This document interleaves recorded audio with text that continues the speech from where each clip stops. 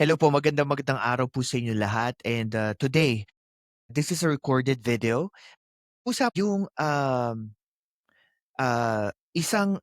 isa pong mahalagang press briefing ni Attorney Claire Castro mula po sa pagkakahuli ng isang high profile na fugitive o pugante na si, former Representative ako Bicol Party List Saldico sa Czech Republic at hanggang sa epekto ng pagtaas ng presyo ng langis sa pang-araw-araw na buhay ng mga Pilipino.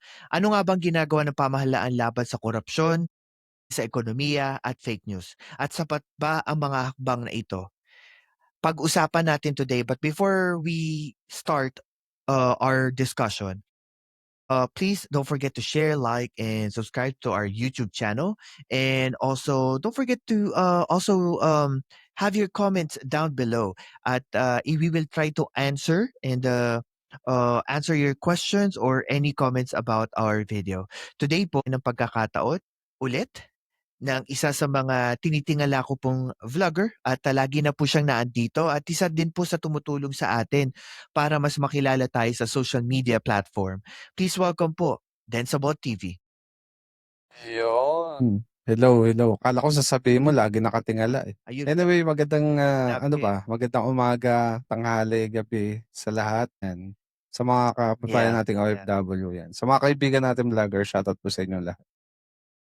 Oh, tsaka and also Also mga sa nanonood, mga this is a nanonood, this is recorded a video. recorded video. So, If you ever if have you any ever have any comments comments or or questions questions kay Boss kay Boss Densable TV, Densable TV, lagay niyo lang po yan sa nyo lang comment po yan sa section comment below section and we will below try and to we will try answer to it answer it when we have a when we chance. have a chance. Today po, Pag-uusapan natin yung mga yung naging mga naging tugon tugon ng ng pamahalaan. pamahalaan. Boss Dens, Boss Dens, may may echo echo talaga ako. May echo ba? nag-e-echo sa akin. Ah, check. Hello, hello. Tas akit ka nala ulit. Ayan. Is lang po ni Boss Dens so kanyang connection. Usually kapag ka ganito kasi po, sa mga masugid natin panood, usually sa mga ganitong discussion kasi nasa mga connection, ito po yung nagiging issue minsan. Pero we will try our best on our end to fix it. Usually, ano lang naman po yan eh, like a reset or web browser ang issue. Pero antayin po ng TV. Hello? Ayan. Hello. Hello. Meron eh. Parang ako'y nag-e-echo sa'yo. Hindi, dito wala ka namang Kaya ganun. Kasi ang hirap makapokus kapag ka narinig ko yung boses. Saglit. Hello. Hello. meron. Tanggalin mo yung sound card. I-try mo lang. I think yung sound card yung nagiging issue eh. Magiging chipmunks to. Nga eh, hindi ko alam. Hello. Ayan. Hello. Hello. Ayun, much better. Anong ginawa? Much better. Hindi naka-default sa ano, Sa audio. inan-check ko 'yun. Tapos chineck ko doon sa pinaka-speaker. Ayun, okay. Alright, sige. Okay. I-edit ko na lang. Sige. What? Start na lang natin. Sige lang. Sige, backstage. Hmm. Hello po sa inyo lahat. Magandang araw po. Thank you po sa walang sawang support sa ating YouTube channel. Don't forget to share, like, and subscribe sa ating YouTube channel. And also, please, if you are watching this, because this is a recorded video, nyo lang po using your phone, our QR code on our channel, and you can support and you can also follow our daily posting on our different social media platform. Today po, pag-uusapan po natin together with one of our guests, isa sa latest na press briefing ni Attorney Claire Castro sa Malacanang po sa issue ng pagkakahuli ng isang high-profile na pugante hanggang sa epekto ng pagtaas ng presyo ng langis at sa pang-araw-araw na epekto nito sa buhay ng mga Pilipino. Ano nga bang ginagawa ng pamahalaan laban sa korupsyon, krisis sa ekonomiya at fake news? Sapat ba ang mga hakbang na ito? Simulan natin together with one of our social media influencers na tumutulong po sa atin and one of the people that I reach out with regards to political issues, views and opinions po niya ay talaga pong sabihin na natin malalim yung mga reference and pinakikinggan din po siya niyang community. Yun, yan. Salamat, salamat Pilkas. Hello, Grabe hello. namang introduction yun. Parang ano talaga, prestige. Hindi, joke lang. Masyado humble ka lang, humble ka lang. Before we start, sa mga listeners po, because this is a recorded video, if you have any comments or any opinion about our podcast today, lagay niyo lang po yan sa comment section below and we will try to answer those comments po in our future podcast. Ayan. So, ngayon, Boss Denson, I know yeah, you might miss one of this briefing ni Attorney Claire Oo nga. about sa issue nga ng yung mga pressing issue ngayon ng gobyerno. Mm. I think una muna papahapyawan lang natin because we will talk more about this on our following live podcast. Ano ang nakikita mo na sa pagkakahuli ni Saldico sa Czech Republic, Mm. anong kahalagahan nito? In my own opinion, it is a good development. Kasi nga, sa pagkakahuli na to, naturally, maiuuwi naman siya dito. Kaya lang kasi, ayon nga rin sa aking research, it will take 1 to 3 weeks bago siya maibalik ng Pilipinas, no? And syempre maraming katanungan na masasagot, especially dito sa flood control scandal nga. Yan, di natin malalaman kung or sasabihin niya o ano yung magiging plead niya dito sa ano na to, controversy. Yeah, and I think, Boss Dens, it's also no, parang ang tagal na inaantay ng tao 'to. Parang Yes, oo. yung magsalita siya, like, magpakita na siya, maggawa na siya ng kaniyang affidavit para sa mga sinumpaan niyang susumpaan niyang salaysay at dun sa mga nilabas niyang video before. Kasi I remember it's mostly, nung lumabas yung mga video niya parang teleserye 'no, Yeah, hati-hati, tapos kapana-panabik, tas yes. sa bandang huli malagay na para pang AI. Yeah, do you think it's almost time for him to return sa Philippines? Actually, it is high time para sa akin.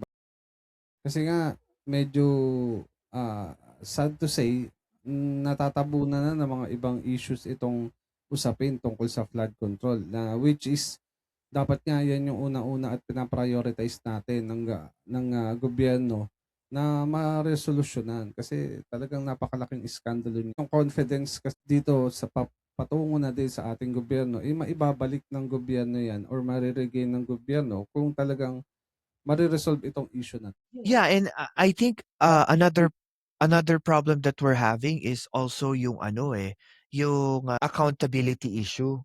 Kasi even pro-government people is I don't know if 50-50 or hindi na sumusuporta sa administrasyon. Kasi ang tagal na Mm. sumemplang pa sila no last December when they promised that they're gonna be getting these fugitives, 'di ba? Yung mga malalaking isda para mapanagot. Pero we never even hear anything.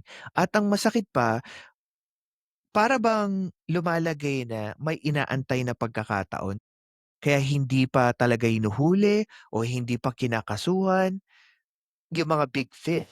Pero kung titignan mo 'no, kaya nga pero I think my other question is mostly kung titingnan mo, parang ang gobyerno naglalaro sa emosyon ng tao. Parang, okay, nagkamali kami noong December, Mm. naghahantay ang tao, pagulungin muna natin 'tong impeachment kay VP Sara. Para mailihis yung isip ng tao, 'wag muna tayong maglabas ng press con, 'di ba?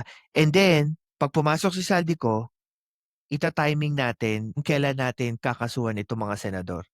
Do you para sa akin it's mostly at manipulating people's mind. Which is not a good I don't know if I really don't know if we're on the same page, Mm. pero yun yung naoobserbahan ko this past few months, eh. Oo. Ang tahimik ni ombudsman, ang tahimik ni president, even Press Secretary Attorney Claire. Hindi sila gano'n kaboka after, 'di ba, Yes. January. Yeah, there's a high probability pero I think they had no choice but palipasin yung ano na yun. Kasi nga, yung main player nga, which is Saldico, wala tayong makuhang kahit ano sa kanya dahil nga nasa ibang bansa eh. Pero this time, na dumating na siya, speculation ng tao, Do you think it would be like a weakness on the government side? ang tanong, pag dumating dito si Saldico, may option ba siya or may choice ba siya para hindi sumagot, 'di ba? Yun nga yung question. So alam mo, mga problema kasi diyan, ang nakikita ko, baka mamaya press release lang. Alam mo yun, yung parang gagatasan. Parang Ah, gagatasan lang sa harap ng tayo media. kasi, Pero ako, hindi siya tayong mga magkakaroon ng political vlogger, solusyon. talagang gagatasan natin 'yan. Pero sabihin natin na gagatasan natin kasi we're all leaning towards the truth eh. Ano ba yung totoo? Yeah, pero I'm talking about solution. Mo that the government is serious enough to solve itong flood control issue. All the time.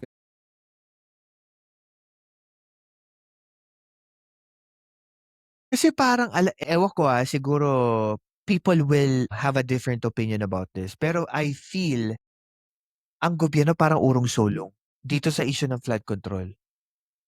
Yeah, Masyado yung silang tao agresibo ngayon, last year. imbis na mapapanagot nila yung mga may sala, makakaalpas pa. Diba? So, they are very cautious pagdating sa technicalities. Pwedeng maibutas din. What do you think about the concern naman ng publiko?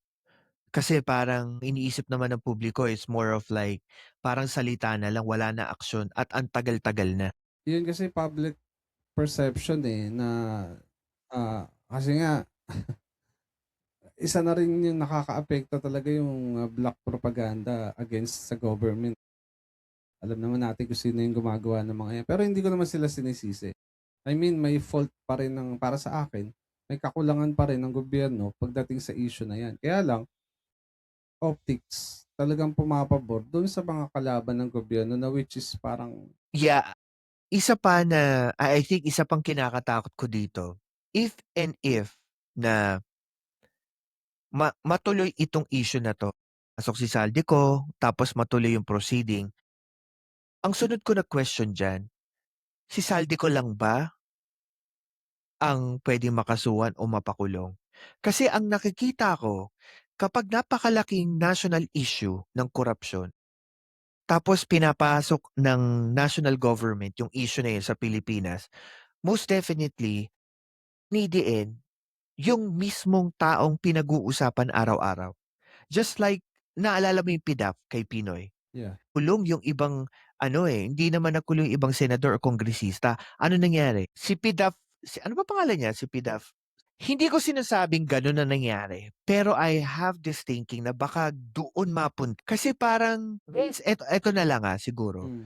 Based sa mga pronouncement ni Ombudsman Boying Rimulya last year, kumpara ngayon. Yes, sinasabi niya, "Wag maging technical, hindi tayo magsasalita." Pero kasi ang taas kasi ng standard na binigay mo sa tao, nung umupo ka, eh. Oo, Tapos may kasi radio show pa siya, correct. Kasi 'di ba? nagmumukhang ano lang, parang dahil nga hanggang ngayon walang resolution, nagmumukhang projection lang lahat ng mga sinabi nung in the past. Yun nga, eh. Dapat di sila nagbigay Kaya ng ang hirap. expectation ng ikaka-expect ng tao para at least hindi sila nasusunog. Yun nga, kaya ang hirap. I guess a lot of our listeners right now are also thinking na ang taas kasi ng standard mo nung nag-umpisa ka, eh. Yeah. Sabi mo babasagin mo lahat ng na opisyal, iimbestigahan mo lahat. Tapos pagkatas ng January, nitong pumasok na taon na 'to, wala namang masyadong narinig na ginagawa niya. Tahimik siya, 'di ba? Tapos wala naman mas naging worse pa yung resulta, may EJK, Correct. tapos ang dami pang, 'di ba, unresolved na mga cases. Hindi ko naman sinasabi na ano, Philcast, hindi ko naman sinasabi na same sila ng senaryo, pero it will lead all sa sinasabi kong projection, eh. It's all about projection. Pakita lang, Yeah, pakitang tao. yeah. Pero yeah. And I think yan ang malungkot kasi I think in our culture bilang Pilipino, we're very fantasized on culture of like sino si masama at sino si mabuti. 'Di ba? Pagka may ginawang korap at may sasalo na mabuti. parang gano'n. And I think the standard, if you're gonna put it there, para lumalagay na eto sinasaldi ko masama, etong gobyerno na 'to, ito yung tama. Ang problema that the people are looking towards sa anong aksyon ng gobyerno, which is hindi nakikita, eh. Yun yung na ano, nakukulangan. At this point, do you think that, yung anti-corruption effort ng gobyerno is working? Sa mga Sa mga nangyayari. nakikita mo sa mga news kasi sa mga listeners I'm sorry to cut you off. Sa mga listeners po, si Boss Dens style ng pagba-vlog, mostly trending topic, like Yeah. within the day topic. So mas ano siya ahead sa akin. Sa ikaw, sa ano mo nakikita mo, do you think sapat? Hindi, eh. Kasi, pagdating sa pagre-resolve nga ng mga issues in terms of anomalies, talagang nakikita ko yung kakulangan ng ano natin, ng, tinatawag na, ah, anong tawag dito, yung judicial system nga. Pero hindi ko naman sinasabi na hindi maganda yung ano natin, justice system sa bansa. Kaya lang meron mga tinatawag na ano kasi, alam mo yung parang puwedeng kontrahin, 'di ba, para hindi matuloy. Yeah, in regards with the technicalities, mga tinatawag pa mga ano, para makaiwas lang sa mga tanong, ano, self to incrimination. Hindi ano, Hindi, hindi eh, ba't direct. imbes na mabubuksan yung mga usapin, hindi tuloy nabubuksan. Kasi sa mga yung mga gano'ng ano, sinasabi nila na proteksyon sa ano, sa tao, pero hindi, eh. So yun yung nakikita kong pagkukulang sa ano natin, sa pagpapatupad ng batas natin. And also marami kasing topic na open up si Attorney Claire, but we're on our program today, Hmm, limited lang po yung oras na ating post-densible. mm. So, we're kind of like tight. So, pipili lang ako na another topic na pwede natin pag-usapan. But before that, please don't forget to share, like, and subscribe sa ating YouTube channel. And if you have any comments or suggestions, just put it on the comments section below. Boss Dance, another topic, I want to ask you about your reaction about the action ng gobyerno sa oil crisis. Hmm. Tingin mo ba sapat na or kulang yung aksyon ng gobyerno pagdating sa oil crisis? Subsidy, energy crisis law na pinasa nila.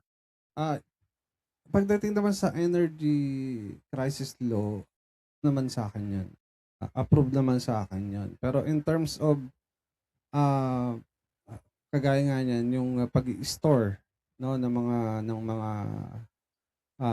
sabihin natin ng mga, gasolina, ng mga oil, do'n tayo nagkulang. Kasi sabi nga 'di ba, sabi nga ng iba 'no, ng mga analyst din na yung mga ibang bansa is nag-i-store sila ng, ah, ano ba 'yun, 90 or 100, na makakasapat sa pangangailangan ng isang bansa kung ito ay, kakapusin ng, kanilang energy pagdating sa gasolina, 'di ba, pagdating sa mga oil, 'di ba? Pero sa atin kasi below minimum average siya yata. So mag-aangkat tayo, wala na, as in sagad na, wala na tayong makuha. So yun yung pagkakaiba. You know, isang theory dyan, and I cannot back this up with evidence, pero based lang sa experience ko before, Hmm, meron akong theory na I wanna test my theory and I wanna ask your reaction pagdating dito sa oil okey, crisis. sige. Ang tingin ko dito, it's mostly social media, ah, craze na Hmm, masyado nila pinag-uusapan yung negative aspect yeah. na maaaring kumbaga lagi nila pinupunto 'pag tumagal ito, mawawalan tayo ng supply or kulang na yung supply. Yung mga gano'ng salita, yung mga gano'ng statement para sa akin, lumalabas siya yung mga doomsday prediction. Hmm, Pero all the time, majority of the time, hindi naman nangyayari. Nagkakaroon tuloy ng panic buying yung anong nangyayari sa panic buying? Sinong kumikita? Mga negosyante. So I think this is nga yung word na gatas na gatas. I think yung mga oil companies na ito yung mga nagbibigay ng pera sa mga, media company to push this narrative na, "Oh, mawawalan na tayo ng ganito." Kaya yung ibang tao, they started panic buying and ako, personally, I think that President Marcos, with this oil crisis, they already know and they have 100 steps on how to figure this thing out if tomorrow wala na tayong oil or if next week wala na talaga tayong oil. Hmm. Kasi what if, kasi ganito, ang naisip ko, what if matapos yung, Hmm. so it means to say yung mga nag-panic buying, ano mangyari sa kanila? Then they have a lot of stored oil.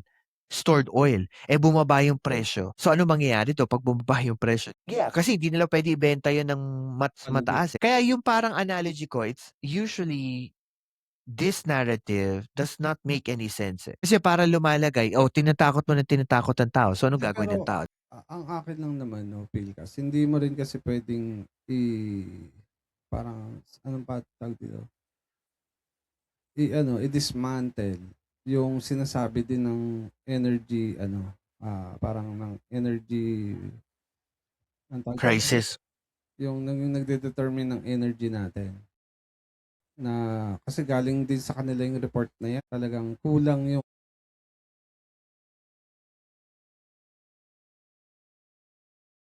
Pero tingnan mo, I think I understand. Yeah, I think I understand your point. Pero tignan mo 'tong, theory ko lang, theory ko lang. hmm, Paano kung matapos yung giyera sa Iran? Can we go back dito sa mga news outlet and for them to, you know, hindi natin change hindi naman natin sila change their news that's reporting? their kumbaga that's their trabaho nila. Yeah, Hindi natin and magagawa. I think it's a disservice. Yun yung feeling ko lang, nagawa ngayon ng news Hindi mo kasi media pwedeng outlet. sabihin unethical yun. Maybe ethical, pero I think yung responsibility nila to be honest to people is somewhat. Pwede natin sabihin yung over exaggeration, pero it doesn't. Parang fake news 'no? Sorry, I don't know. Do Parang you parang pero hindi. follow my thought? Parang fake news ano? Parang si Iloy. 'Di ba yun yung parang nakikita ko diyan, wala naman, kuwentuhan lang. I think, Ako kasi we try to. Pilkas, much more Mhm.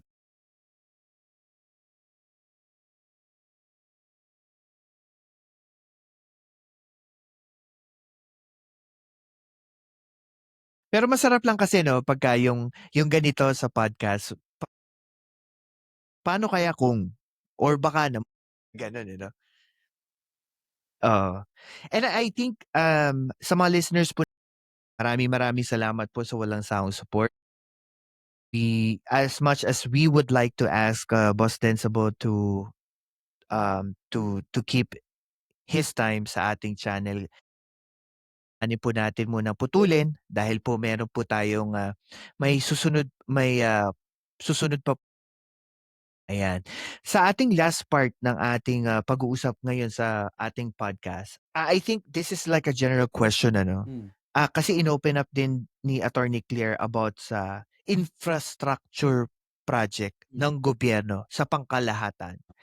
I wanted to know your opinion about it. Do you think it is visible and effective sa mamamayan? Hindi siya gano'n ka-effective at hindi gano'n kaganda yung nagagawa so far at nasha-shadow lang siya ng mga present issue. Ako naman kasi, it is not important, sabihin natin gaano ka, ano yung tawag dun, yung ka-overwhelmed or yung parang yung pangarap natin na ganun kataas, di ba? Hindi naman mahalaga sa akin yun eh. But ang mahalaga sa akin kasi yung result. Kung may nagagawa. Ano ba yung mga natapos na? Kahit papaano naman may mga natapos na proyekto under PBBM guidance. Yun yung mahalaga sa akin. Lalo na kung matapos itong ano, in PBBM terms, anong tawag dito? Yung subway. Yun siguro yung mas matatawag ko na big ano nila, big achievement if ever. Doon kasi ako nakapokus, hindi ako masyadong nakapokus sa mga parang ito yung pangarap natin, ito yung dapat mangyari ganito. Hindi. Ano lang yan eh, it's all ano eh, paano ko ba sabihin yan? It's all in the mission and vision eh. Yeah, I think it's also mga pero think government and sabihin na natin tayo, mga pro-government vloggers, we need to push more of that narrative Yeah. na kung ano yung mga nagagawa ng gobyerno. Kasi hindi ko naririnig talaga. I try to research most of it. Yeah. I think for me it's more of like optics. Yun yung ano nila. Siguro Yes. the government should push more of the people on the ground to push more of the optics. Hindi lang si Attorney Claire. Yeah. Kahit malilit na vlogger, dapat pinupush yung mga proyekto. Yung bang literal na proyekto lang talaga chismis. Yun yung common denominator Yes, ng karamihan meron natin din eh. sa mga pro-government. Naalala ko tuloy yung kay Isko dati, no? Talagang todo tayo kayod, Oo. no? Lahat ng proyekto ni Isko, isa-isa. Oo. Ano pa yun, detalyado. Metro per metro ng building. Yeah. Ganun tipo. Pero, sabi nga, I think maraming mga kakulangan din and isa doon, I think yung communication aspect ng gobyerno. Pero, I think we've already talked more about this topic. Listeners po, maraming salamat sa walang sawang support. And I think sa pagtatapos ng ating podcast today, atin mula sa pananagutan hanggang sa epekto ng krisis sa ekonomiya, malino na maraming hamon ang kinakaharap. Ngunit ang tunay na sukatan ng mga pulisya ay ang epekto nito sa mamamayan.